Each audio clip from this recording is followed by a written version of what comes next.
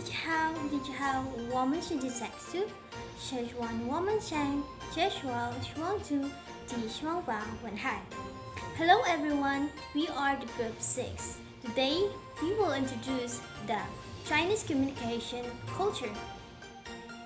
As a little background, China is one of the oldest known countries of the world.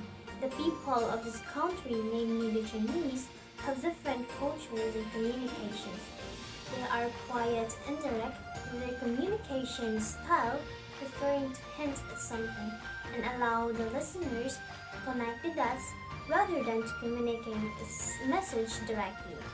So, at this point, we will be now presenting to you some of their communication cultures on 3 aspects, namely their gestures or greetings, negotiations, and their eating etiquette. So, to present the first one here is Mr. Chan versus Sevilla reporting. Shishi, Miss Daniel, or should I say thank you, Miss Daniel? So let's start with their greetings. So what are the greetings of Chinese? First, we have the handshake. Handshaking is one of the most commonly used greetings around the world. But the question is, how does it differ from ours? First, for them, a handshake must be soft and weak like this. Not this, not tight. A handshake must not tight. For them, a handshake is not just to show conviction or integrity, rather, it's just a formality that Chinese people go through. Alright, the next one is bowing. Well, some of you may have the questions like, do Chinese people bow all the time? But to be honest, no.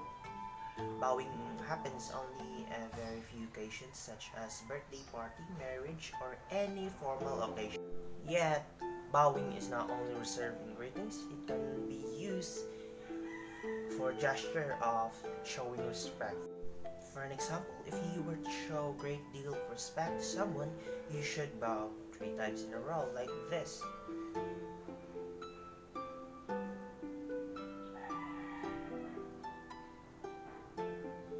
Alright, that's it. Negotiation in China. So, negotiation usually take a long time and not as simple. Because when you're having a negotiation with them, you usually talk with the business. And you're talking with the business, it usually take a long time.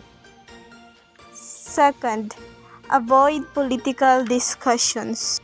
Because when you're having a negotiations with them, you are talking again with the business.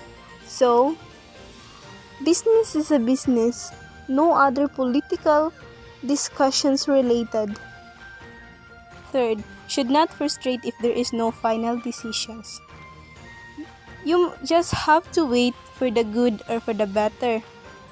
Because you are talking with the business. And you should wait because business is very important thing or a pledge that you have to think and you have to talk about, and you must wait if there is a final decisions. As we talk about negotiation as part of the Chinese culture communication, you must avoid answering no. Chinese are very careful for the usage of strong negative statement because if you're going to answer them as no, you are rejecting their proposal or their offers for the business. So instead of saying no, just use alternatives like for examples. We'll talk about their do's and don'ts when eating. So first is sit on the right place. If you're not in the highest position or superior, you must not sit in a chair when in line with the door because it is completely disrespectful.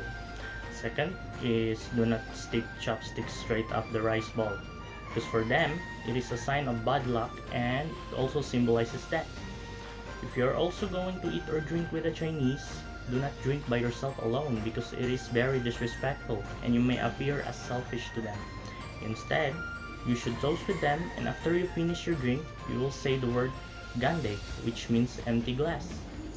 Next is to be always mindful when asking for seconds.